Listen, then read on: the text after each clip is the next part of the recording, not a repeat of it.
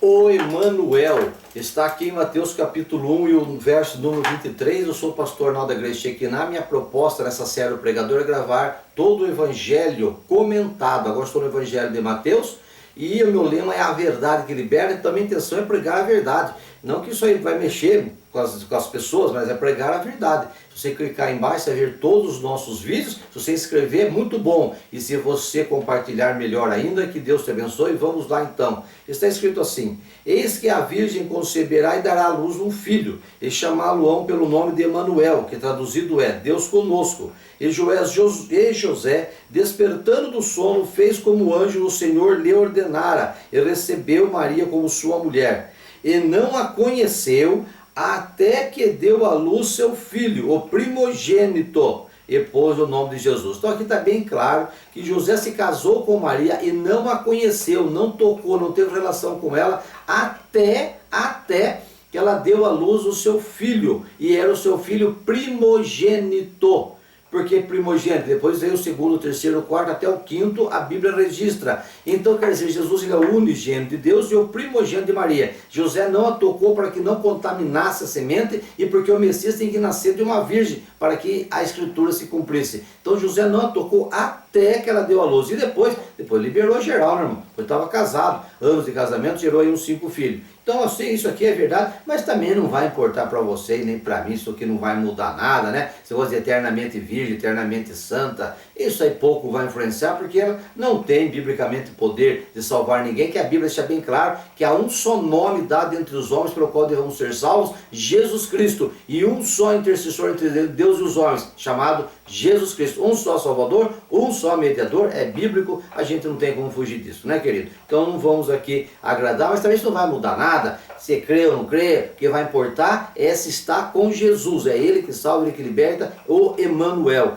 E esse Emanuel, ele vem falando aqui: e eis que a virgem, fala Isaías, está falando agora, aqui no Evangelho de Mateus, Mateus copiou, puxou o que Isaías falou e deixou gravado aqui para nós, para a gente recordar e mostrando para os judeus que em Jesus se cumpriu o que Isaías, o seu grande profeta, tinha falado. Então ele mostrou, o que Isaías falou foi isso aqui: eis que a virgem conceberá. Então José não podia tocar nela, até que nascesse. Eis que a virgem conceberá e dará à luz um filho, e chamá-lo-ão pelo nome de Emanuel, que traduzido é Deus conosco. Então você olha para mim e fala assim para mim: ah, pastor, esse Emanuel, você nem imagina o que é? Imagino, Emanuel vem de El, que era pai de Baal. Eu sei tudo isso aí, mas não convém falar aqui que não vai levar nada. Aqui eu vou explicar o que, porque as traduções, irmão, traduzir é trair, e quando traduz vira esse angu todo aqui, né? Mas vamos pegar o que Emanuel significa para nós, Deus conosco, que isso que importa para você e para mim. Por que Emanuel significa Deus conosco? E por que Jesus teria a sua função, a sua missão de Emanuel, Deus conosco? E por que tem que ser Deus conosco? Porque Deus não estava conosco, Deus estava longe. E o que aconteceu que Deus ficou longe? Foi o pecado.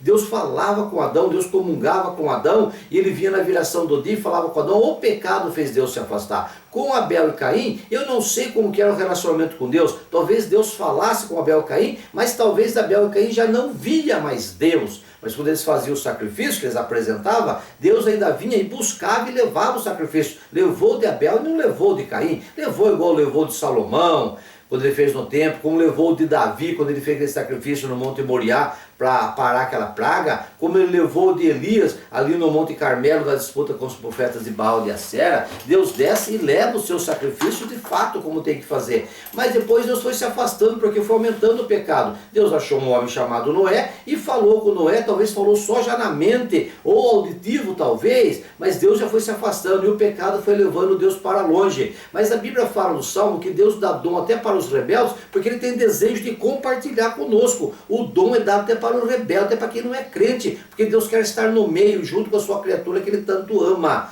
Mas o que salva não é o dom, o que salva é o fruto. Então isso é uma coisa maravilhosa e tremenda demais para nós todos.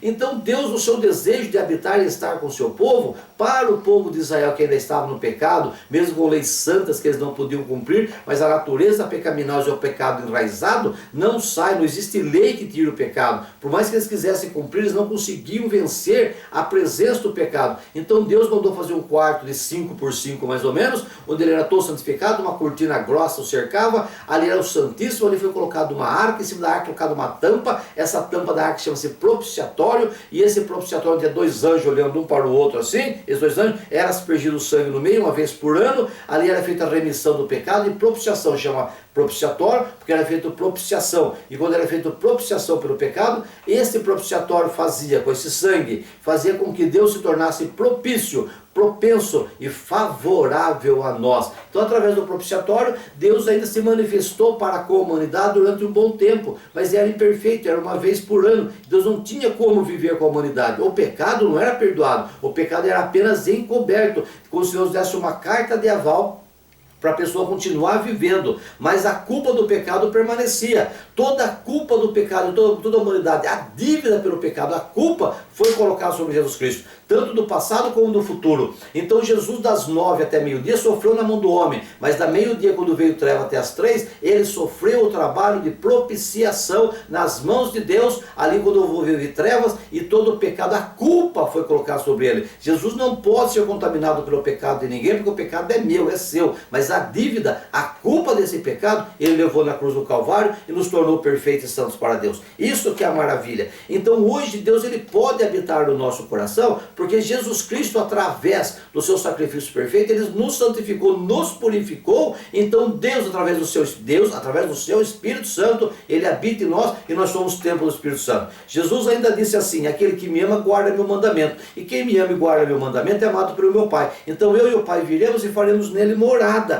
porque nós somos já lavados e remidos pelo sangue de Cristo. Senão Deus não podia compactuar com esse mundo. E Deus não compactuou com o mundo, mas com o crente lavado e remido pelo sangue de Jesus Cristo. Então onde o crente entrar, ele é um representante, um embaixador de Cristo. Ele é luz, ele é sal, ele faz obras maiores que Jesus fez, ele cura o enfermo, ele expulsa o demônio. Não ele, mas o Deus que está nele, e foi propiciado isso através da lavagem do sangue de Cristo, propiciou condições de Deus habitar nele, pela propiciação de Jesus Cristo. Você está me entendendo? Então o que é Emmanuel? Deus conosco, Deus em nós, Deus entre nós. Hoje Deus pode se comunicar com esse mundo através do seu Espírito no crente. Quando o crente for, porque o mundo está no mundo, o mundo está no pecado, mas o crente está lavado e remido no sangue de Cristo. No arrebatamento, esse crente é tirado, esse Espírito Santo que está empenhorado nele, sai com o crente e vai ao encontro de Jesus Cristo nas nuvens. E o que sobra nesse mundo? Sobra pecado, sobra mundanismo, sobra iniquidade. Então o Deus conosco já não pode compactuar com esse mundo, porque não tem mais pessoas lavadas e remidas no sangue de Cristo, e acabou.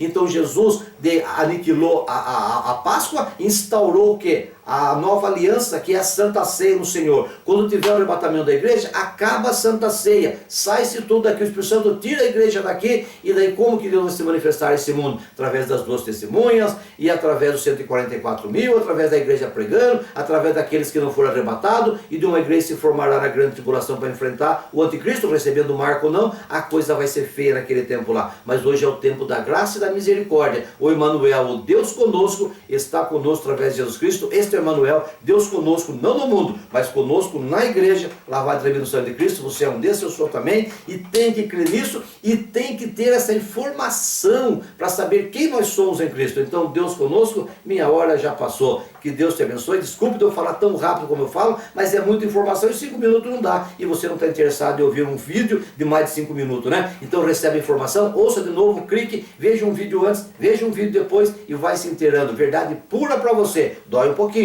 mas ela liberta. O Emmanuel com você, o Emmanuel comigo. Deus te abençoe em nome de Jesus.